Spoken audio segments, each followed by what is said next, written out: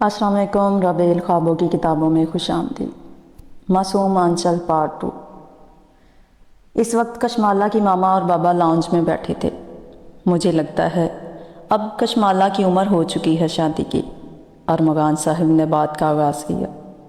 वैसे कशमाला तो अभी छोटी नहीं खान साहब, खानी इस उम्र में शादी ही बेहतर रहती है। तो आपकी नज़र में कोई है क्या? जी, मेरे दोस्त ने अपने बेटे का बातों ही बातों में जिक्र किया था। तुम जानती हो उसे, आशिर खान जी। मैं इससे एक दो दफ़ा मिली थी। मुझे तो ज़ाहरी तौर पर बुरा नहीं लगा, मगर एक दफ़ा सही से छानबीन कर लें, बेटी का मामला है। जी जी मेरी खानी, मैं देख के ही करूँगा। चलें ठीक है, मैं कशमाला को भी इसके लिए तैयार कर लूँगी। माला, माला कहाँ हो? मैं यहाँ हूँ, यहाँ हूँ, यहाँ हूँ, यहाँ। बस तुझसे हर किस्म के गाने सुन लो, थोड़ी भी शर्म बाकी नहीं रही तुझ में। ओहो मोरे, तो क्यों गुस्सा इतना होती हो? तुझे पता है गुस्से के कितने नुकसान हैं। दफ़ा हो, पहले मेरी बात सुन। अच्छा मोरे बोल, क्या हुआ? हम तेरी शादी कर रहे हैं। क्या? वो इतना ऊंचा बोली कि इसकी मामा ने कान पर हाथ रखे।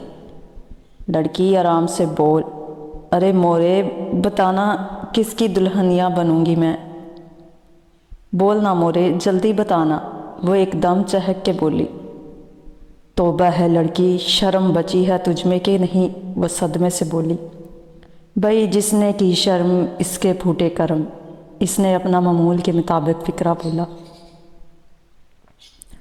अब तो बड़ी हो जा माला, अब तेरी शादी होने वाली है। सही कहा मोरे, अब तो मुझे साजन के घर जाना है। मुझे साजन के घर जाना है। मोरे ने अपना सर पीट लिया। ये लड़की और इसके गाने। आरिश ऑफिस से घर वापस आया और सीधा अपने बाबा के कमरे की तरफ चल पड़ा, जो मौजूद थे।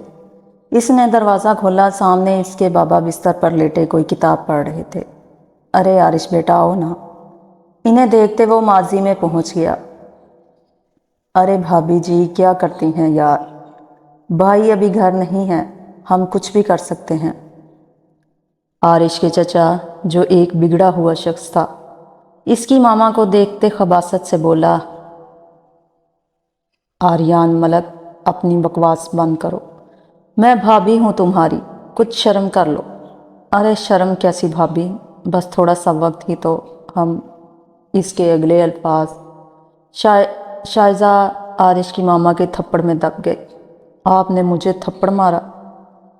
अब देखिए आप। ये कहते उन्होंने अपना बेल्ट उतारा। शायजा डर से पीछे होने लगी। आर्यान ने बेल्ट उठाकर शायजा को मारा। अल्लाह! वो एकदम चीखी और फिर मुसलसल 3 दफ़ा बेल्ट मारा। दूर खड़ा 5 साल का आरिश ये सब आंखों में आंसू लिए देख रहा था।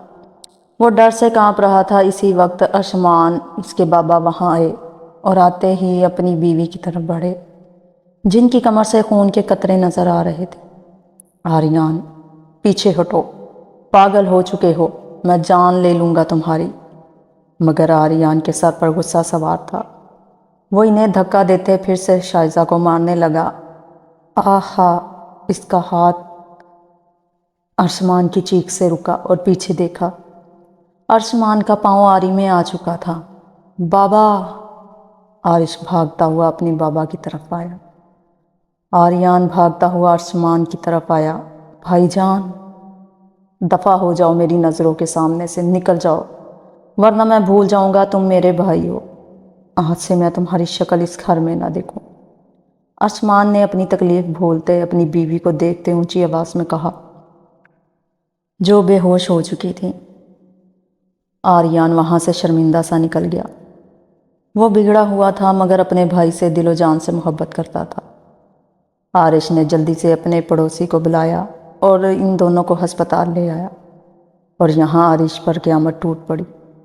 आज इसकी माँ इसे छोड़ गई और बाप मजबूर हो चुका था, इसलिए इसे बड़ा होना था, बचपन ख़त्म करना पड़ा। अरे आरिश, आओ ना, इधर क्यों खड़े हो? عارش ان کے بولنے پہ اپنے ماضی سے باہر نکلتے مسکراتے ہوئے ان کی طرف بڑھا۔ السلام علیکم بابا، کیسے ہیں آپ؟ میں بالکل ٹھیک نہیں۔ کیا ہوا بابا؟ اس نے پریشانی سے پوچھا۔ ارے بھائی، خود تو آفس چلے جاتے ہو، میں گھر اکیلا لاش کی طرح پڑھا رہتا ہوں۔ کہا بھی ہے بہو لے آؤ۔ ارے بابا، جب وقت آئے گا آپ کی بہو بھی آ جائے گی، ابھی آپ کی بیٹی، بہو اور بیٹا میں ہی ہوں۔ اب بتائیں کیا کھائیں گے؟ عارش نے شرارت سے بولا۔ وہ صرف اپنے بابا سے ہی ایسے مذاق کرتا تھا جس سے وہ بھی خوش ہوتے اور خود بھی کچھ دیر کے لیے سب بھول جاتا تھا، اور ان سے کھانے کا پوچھ کے کچن کی طرف بڑھ گیا۔ اب بیٹی اور بہو بننے کا وقت تھا۔ کچھ ہی دنوں میں کشمالہ کا رشتہ عاشر خان سے چھان بین کرتے مطمئن ہوتے طے کر دیا گیا، اور کیسے شادی کے دن قریب آئے پتہ ہی نہیں چلا۔ کشمالہ بھی خوش تھی کیونکہ وہ کبھی گھر سے باہر نکلی نہیں تھی جو وہ کسی اور کے بارے سوچتی، اس لیے وہ اپنے گھر والوں کی خوشی میں خوش تھی۔ السلام علیکم سر۔ وعلیکم السلام، کیسے ہو آذر؟ اللہ کا شکر ہے سر۔ سر وہ آپ سے کچھ چھٹیاں چاہیے تھیں۔ کتنی چاہیے؟ سر 5۔ خیریت سب ٹھیک ہے؟ جی سر، وہ میری بہن کی شادی ہے تو گھر میں میری ضرورت رہے گی۔ اچھا، ماشاءاللہ، بہت مبارک ہو۔ لڑکے خود تو کر لیتے ہیں شادی، عارش نے مسکرا کر کہا۔ جی سر، لیکن بہن پہلے اچھے گھر میں چلی جائے، پھر اپنے بارے میں سوچوں گا۔ اچھی بات ہے، میری طرف سے بھی سب کو مبارک دینا اور گڑیا کو پیار دینا۔ نہیں سر، یہ کام آپ خود کریں گے، آپ کو بھی بلایا گیا ہے، پلیز ضرور آئیے گا۔ ارے نہیں عاذر، میں نہیں آ سکوں گا۔ تم تو جانتے ہو آج کل کتنا مصروف ہوں، مگر فکر نہیں کرو، میں کوشش ضرور کروں گا۔ جی سر، بہت شکریہ۔ تو کیا مجھے چھٹیاں مل گئیں؟ ہاں ہاں، فکر نہیں کرو، آرام سے اپنی بہن کی ذمہ داری سنبھالو۔ بہت شکریہ سر، خدا حافظ۔ خوشی نے ہمیں مار ڈالا، ہمیں مار ڈالا، ہمیں مار ڈالا، ہمیں آہا لالا، مجھے کیوں مارا؟ آذر جو ابھی آفس سے آیا تھا اسے خوش دیکھتے دل سے خوش ہوا، مگر مصنوعی غصے سے اسے تھپڑ مارا۔ کس بات کی خوشی منائی جا رہی ہے؟ ارے لالا، میری شادی ہو رہی ہے نا؟ شرمانے کی ایکٹنگ کرتے ہوئے بولا۔ بے شرم، کچھ شرم کر لو۔ جس نے کی شرم بھئی اس کے پھوٹے کرم، اس نے اپنا معمول کا فکرہ بولا۔ عاذر مسکرا اٹھا اور ازلی خوشیوں کی دعا کرتے آمین کہا۔ اچھا، مورے کو بلاؤ اور اندر کمرے میں جا کر بیٹھو، دلہنیں ایسے کودتی نہیں ہیں۔ اوہ لالا، وہ اور دلہنیں ہوتی ہیں، میں کشمالہ ارمغان خان ہوں، میں ذرا ہٹ کے ہوں۔ ہا ہا ہا۔ اچھا دلہن صاحبہ، آپ جیتی ہم ہارے، اب جاؤ مورے کو بلاؤ۔ اوکے لالا۔ عاشر خان ایک نرم مزاج اور خوبصورت لڑکا تھا، چھان بین کرتے ہوئے بھی سب کا یہی کہنا تھا، جس سے ارمغان اور گل بانو مطمئن ہو گئے تھے۔ آج کشمالہ کی مہندی تھی۔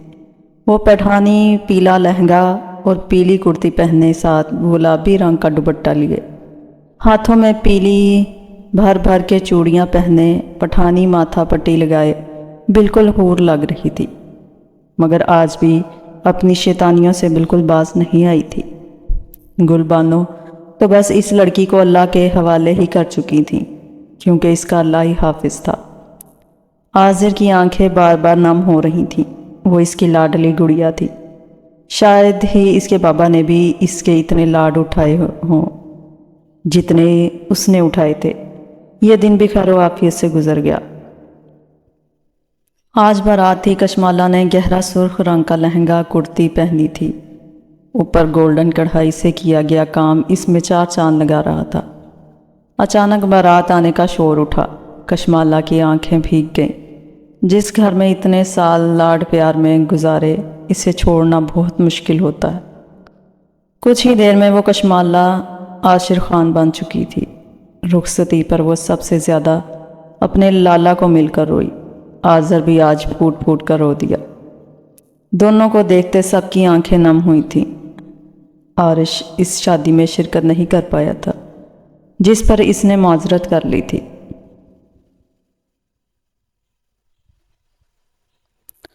کشمالہ سجی سنوری اس وقت عاشر خان کے کمرے میں موجود تھی، مگر ہر دلہن کی طرح وہ اپنے ہم سفر کے انتظار میں بستر پر شرمائی لجائی موجود نہیں تھی، کیونکہ کشمالہ کا کہنا تھا جس نے کی شرم اس کے پھوٹے کرم۔ پھر وہ اس وقت گھوم گھوم کر کمرے کا جائزہ لے رہی تھی۔ زندگی ایک سفر ہے سہانا، یہاں کل کیا ہو کس نے جانا۔ وہ گھومتے ہوئے گانا گاتے ہوئے اپنی عادت پوری کر رہی تھی۔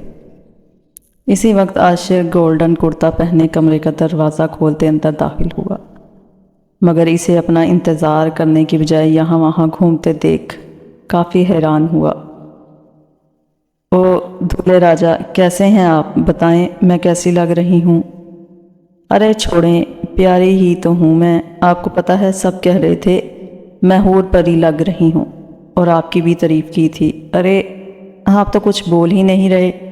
کچھ بولے بھی، میں اکیلی ہی بولتی رہوں گی کیا؟ عاشر تو اس کو نان سٹاپ بولتے اپنی بولتی بند کر گیا تھا۔ وہ تو اسے معصوم اور خاموش لڑکی سمجھ رہا تھا، اس لیے تو کچھ بول نہیں پایا۔ اس کے کہنے پر ذرا سنبھل کر بولا، آپ مجھے بولنے دیں گی تو میں بولوں گا محترمہ۔ ہاں میں زیادہ تو نہیں بولی۔ اچھا چھوڑیں، یہ بتائیں آپ کو گانے آتے ہیں؟ بھائی میری تعریف میں آپ کو 4-5 گانے تو گانے چاہیے، پر لگتا ہے آپ کو آتے ہی نہیں۔ چلیں میں آپ کو بتاتی ہوں، آپ یہ بھی بول سکتے ہیں۔ تجھے دیکھا تو یہ جانا صنم، تم کیا چیز ہو، میں چیز بڑی ہوں مست مست، لڑکی تم پاگل ہو۔ ہم پاگل نہیں ہیں بھیا، ہمارا دماغ خراب ہے۔ خاموش، خاموشیاں آواز ہیں، تم سنتے تو آؤ کبھی۔ تم مانتی نہیں ہو کسی کی، دل ہے کہ مانتا نہیں، دفع ہو جاؤ۔ اب اسے غصہ آ رہا تھا۔ اس کے ساتھ تو مجھے کوئی گانا نہیں آتا، آپ کو آتا ہے؟ عاشر سر پکڑ کر صوفے پر گرنے کے انداز میں بیٹھا۔ اب مجھے اس کے ساتھ زندگی گزارنی پڑے گی۔ اف۔ السلام علیکم سر۔ وعلیکم السلام۔ آذر سناؤ کیسی گزری بہن کی شادی؟ الحمدللہ سر، سب خیریت سے ہو گیا، لڑکا بھی کافی سلجھا لگا۔ یہ تو بہت اچھی بات ہے۔ کیا نام ہے لڑکے کا؟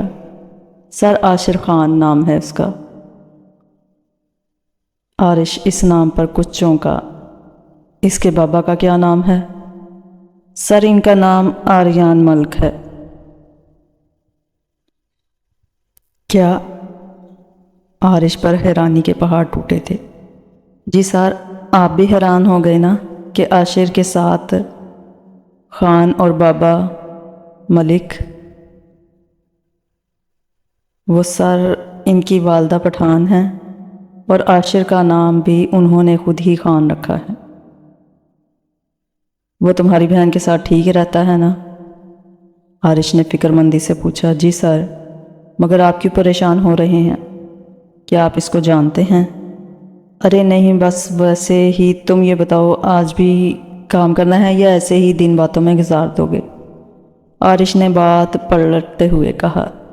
جی سر، کیوں نہیں، کام کرنے ہی تو آیا ہوں۔ پھر وہ اپنا کام کے متعلق باتیں کرنے لگے۔ عارش اپنے کمرے میں بیٹھا لیپ ٹاپ سامنے رکھے کام کر رہا تھا، مگر اصل میں اس کا ذہن آذر کی بات پر اٹکا ہوا تھا۔ کیا جو میں سوچ رہا ہوں وہ سچ ہے؟ کیا وہ عاشر ہی ہے؟ اس کا سوچتے وہ ماضی میں پہنچ گیا۔ ماضی؟ بھائی جان پلیز مجھے معاف کر دیں، پتہ نہیں مجھے کیا ہو گیا تھا، خدا کے لیے مجھے خود سے دور نہ کریں۔ میں بھابھی سے بھی معافی مانگ لوں گا، پلیز پہلے آپ مجھے معاف کر دیں۔ میں کبھی خواب میں بھی آپ کو تکلیف پہنچانے کا سوچ بھی نہیں سکتا۔ شیطان مجھ پر حاوی ہو گیا تھا۔ آریان ملک جسے اپنے بھائی کی مزدوری کا ابھی پتہ چلا تھا دوڑتا ہوا اپنے بھائی جان کے پاس آیا۔ اسے ابھی شائزہ کی موت کا پتہ نہیں چلا تھا۔ ٹھیک ہے، اگر شائزہ نے تمہیں معاف کیا تو میں بھی کر دوں گا۔ جاؤ مانگو جا کر معافی اگر مانگ سکتے ہو۔ جاؤ، ارشمان دھاڑتے ہوئے بولے۔ جی بھائی، میں ابھی جاؤں گا۔ آپ مجھے بتا دیں وہ کہاں ہیں؟ مجھے وہ گھر میں بھی نظر نہیں آئیں، میں ان سے پہلے ہی معافی مانگنے گیا تھا۔ اچھا، آؤ چلو میرے ساتھ۔ وہ اپنی ویل چیئر گھسیٹتے ساتھ والے کمرے کی طرف بڑھے۔ دروازہ کھولنے پر سامنے بستر پر کوئی موجود تھا جس پر سفید کپڑا اوڑھ دیا گیا تھا۔ وہ سامنے دیکھ رہے ہو، وہی ہے میری بیوی اور تمہاری بھابھی۔ جاؤ مانگو معافی، اگر وہ معاف کر دے تو میرے پاس چلے آنا، ورنہ زندگی بھر اپنی شکل مت دکھانا۔ آریان تو اس وقت شوق تھا۔ اس نے کب ایسا سوچا تھا؟ بھائی، یہ کیا؟ نہیں ہوں میں تمہارا بھائی، دفع ہو جاؤ میری نظروں سے، چلے جاؤ۔ آریان نم آنکھوں سے معافی مانگتا ہوا وہاں سے چلا گیا۔